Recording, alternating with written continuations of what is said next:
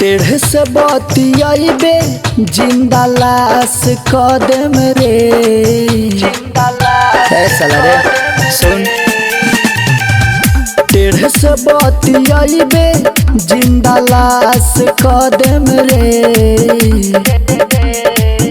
हम हाई साहुआन सीधा बास कदम रे।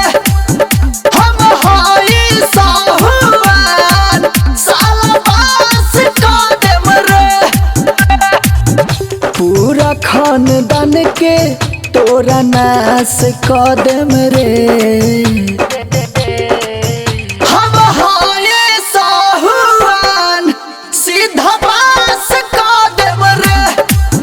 हम हाई साहुआन साला बास कदम रे। हट तारा बहिन का।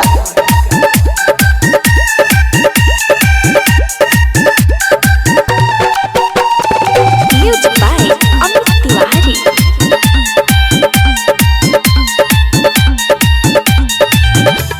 बम बारूद के धमकी फोन पर जन देखाओ रे।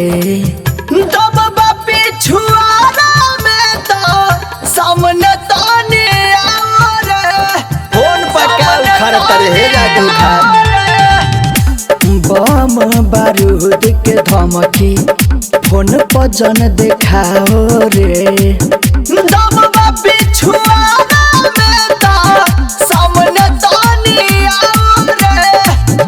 पतो नहीं लागे पाई पास कदम रे।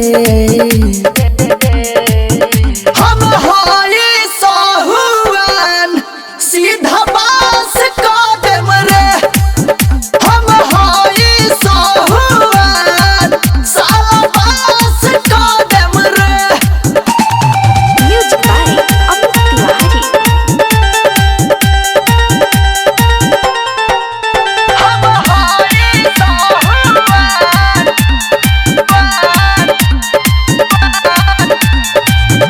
एम के बरादर से कइल गद्दारी।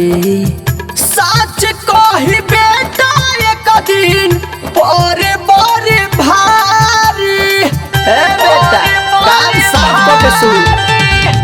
कृष्ण ब्रह्म देव से कइल गद्दारी। सच कही बेटा एक दिन बड़े बड़े भारी। नाम बाय अभिनंदन खलास कदम रे। हम हाई साहुआन सीधा बास कदम रे। हम हाई साहुआन साला बास कदम रे।